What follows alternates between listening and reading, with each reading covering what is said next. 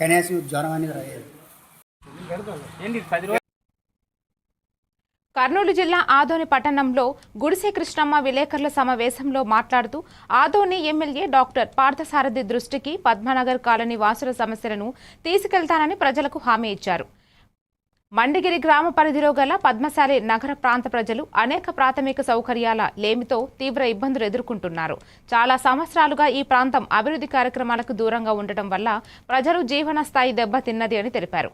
ఈ కార్యక్రమంలో X sarpanch BM Gopal Baburao, Devendra, Lakshminarayana, Nagaraju, Padmanagar colony వాసులు, మహిళలు పాల్గొన్నారు.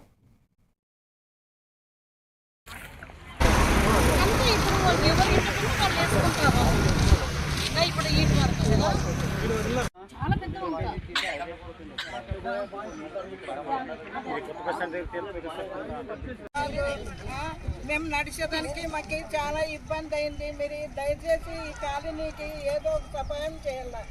మాకు మేడం గారు వచ్చి మేము ఆమె వచ్చింది అన్నీ చూపించినాము.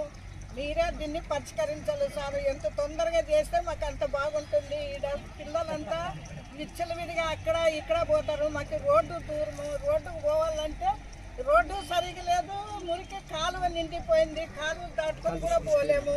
లాస్ట్కి బండ్లు కూడా పోవడం లేదు. చిన్న చిన్న బండ్లు కూడా మా పరిస్థితి కింద పడింది. మీరే రాష్ట్ర ఆర్గనైజింగ్ సెక్రటరీ గారైన గుడిసె కృష్ణమ్మ గారు మా కాలనీని సందర్శించడం జరిగింది. ఎందుకంటే మా కాలనీల సమస్యలని గత 6 సంవత్సరాల నుంచి గత పాలనలో ఉన్న పాలకులకు చెప్పినా కూడా ఎవరు పట్టించిన నాదుడు లేకపోయాడు.